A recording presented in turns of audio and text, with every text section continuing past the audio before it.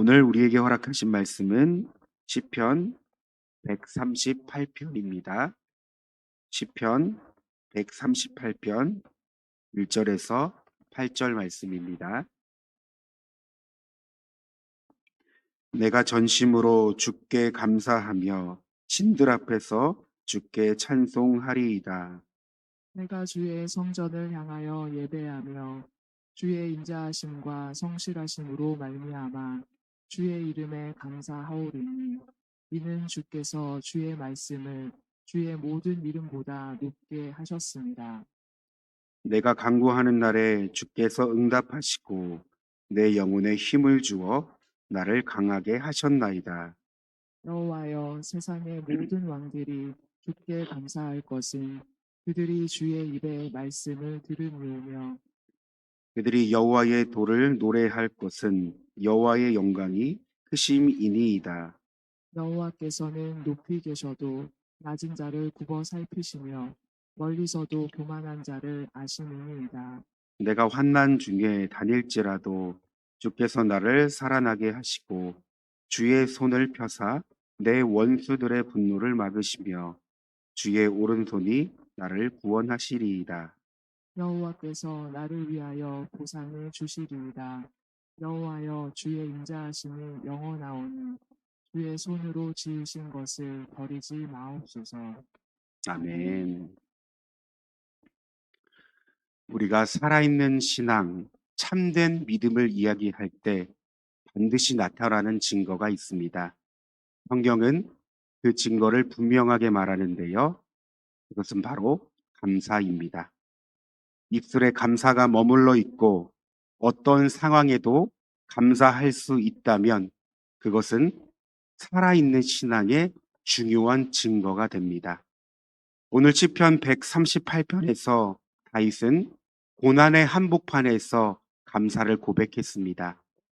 어떻게 그가 감사를 드릴 수 있었을까요? 오늘 본문을 통해 함께 나누고자 합니다. 오늘 본문의 다윗을 보면 그는 감사할 이유가 있을 때만 감사드린 것이 아니었습니다. 고난 가운데서도 답이 보이지 않을 때에도 암담한 현실 속에서도 감사를 멈추지 않았습니다.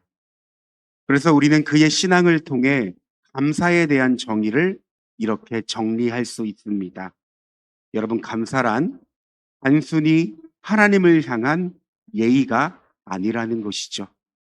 감사란 과거 하나님의 인도하심을 기억하고 천재의 은혜를 고백하며 나아가 불확실한 미래 속에서도 하나님의 신실하심을 믿고 고백하는 신앙의 선언이다.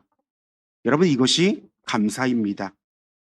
오늘 본문의 사건이 정확히 언제인지는 성경이 기록하지 않습니다. 그러나 본문 전체의 분위기를 보면 다윗은 압박과 고난과 위협 속에 있었습니다. 여러분, 사람은 고난을 만날 때 자신이 가장 의지하는 대상을 찾습니다. 권력, 돈, 사람, 경험. 그러나 다윗은 철저히 하나님을 찾았습니다. 그래서 1절에 이렇게 고백합니다.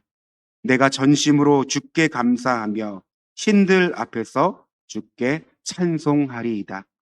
고대 근동에서 신들은 각 나라를 섬기는 수많은 신상과 우상을 의미합니다.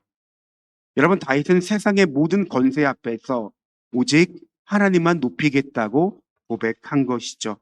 왜냐하면 그는 실제로 하나님을 경험한 사람이었기 때문입니다.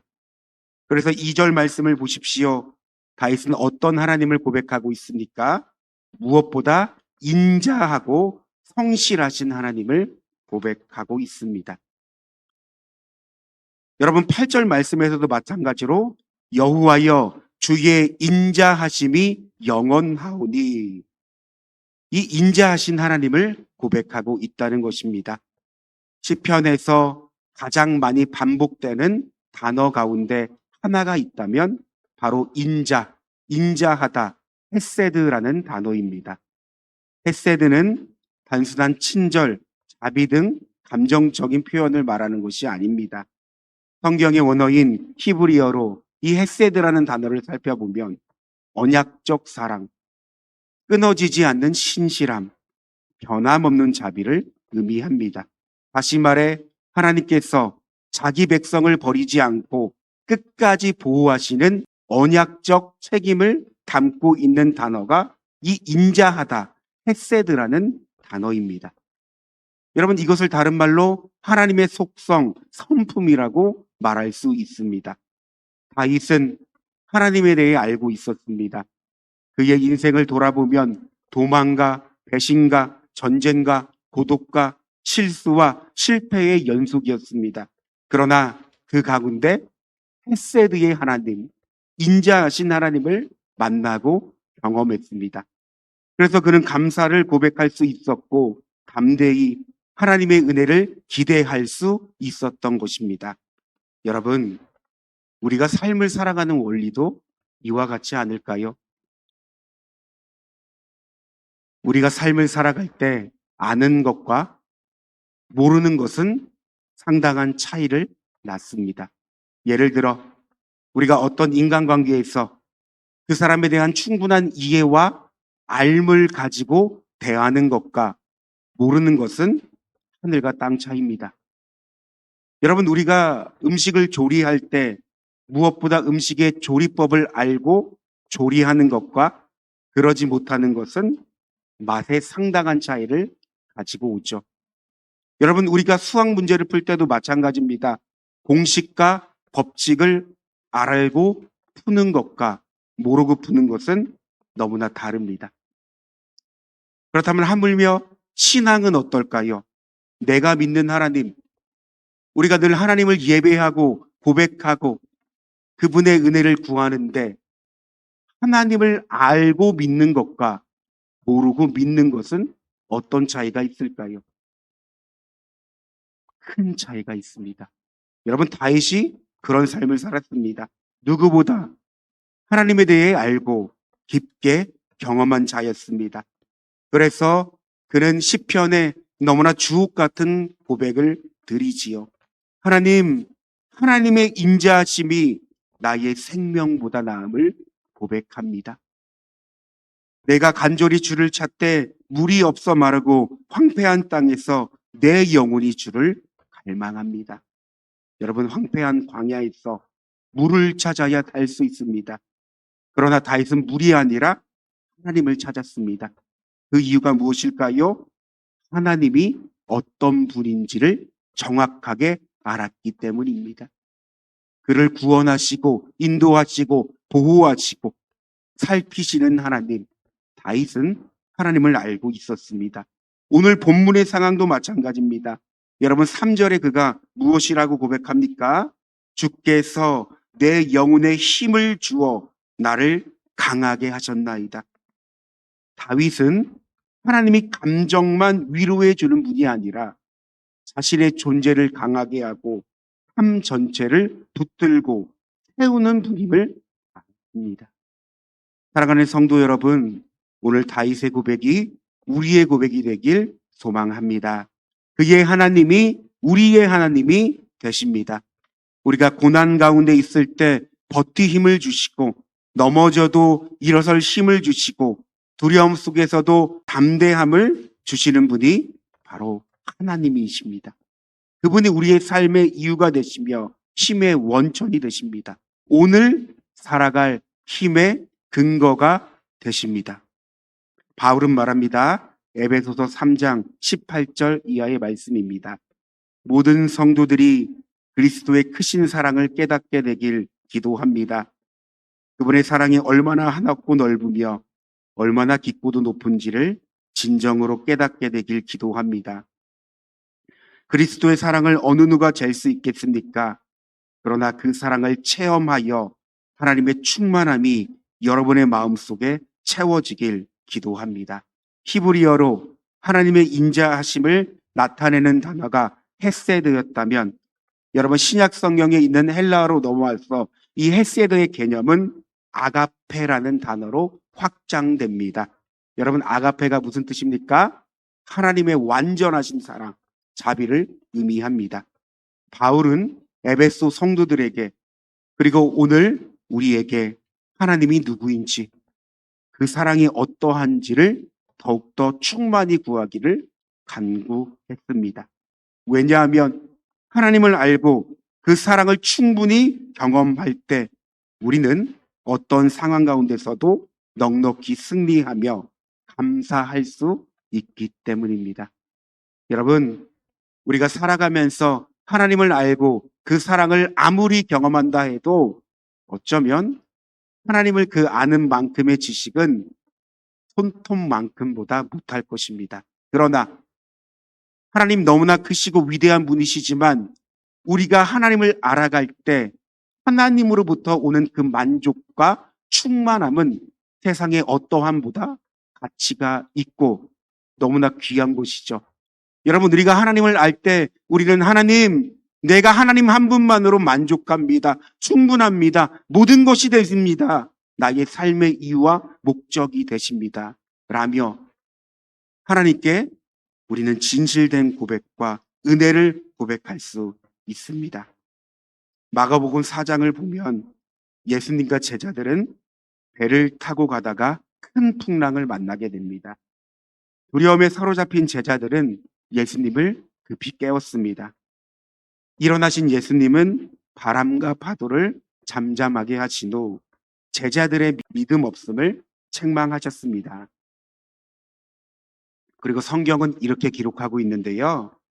그들이 심히 두려워하여 서로 말하되 그가 누구이기에 바람과 바다도 순종하는가 하였더라. 여러분, 그 당시 제자들은 예수님을 알지 못했습니다. 그래서 그 상황에 두려워했습니다. 예수님이 자신들과 함께 있음에도 불구하고 예수님을 알지 못했기에, 영적인 눈이 열리지 않았기에 믿음으로 반응할 수 없었던 것입니다. 그러나 다윗은 달랐습니다. 여러분, 그도 동일하게 폭풍을 만났고 고난 속에 있었지만 하나님을 알았기에 주옥 같은 고백과 감사를 드렸습니다. 하나님이 어떤 분인지 알았기에 하나님은 나에게 힘을 주시며 나를 보호하시며 내가 환난 중에 다닐지라도 주님께서는 나를 살아나게 하시는 분입니다. 라고 시편 오늘의 본문을 통해서 그가 고백할 수 있었던 것입니다. 여러분, 결국 감사는 상황의 문제가 아니라 하나님을 아는 깊이의 문제라는 사실을 깨닫게 됩니다. 그렇습니다. 신앙의 대부분의 문제들은 상황의 문제를 넘어 결국 하나님을 아는 깊이의 문제라는 사실을 우리는 알게 됩니다.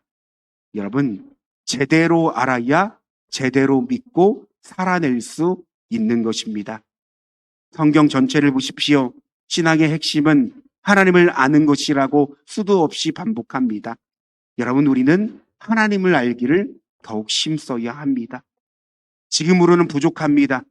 하나님을 더욱더 갈망해야 됩니다. 목마름이 있어야 됩니다. 하나님의 그 알을 통하여서 내가 순간순간을 은혜로 살아갈 수 있길 원합니다. 여러분, 우리가 하나님을 알 때 비로소 감사와 찬양을 진실로 고백할 수 있는 것입니다. 오늘 우리의 삶이 하나님을 깊이 아는 데 힘쓰며 그 알므로 살아갈 수 있는 저와 여러분 되길 소망합니다. 우리 함께 기도하겠는데요. 첫째, 다윗의 고백처럼 하나님, 어떠한 순간에도 하나님께 감사하며 하나님을 찬양하게 하소서. 둘째, 하나님을 더욱더 풍성히 알길 원합니다.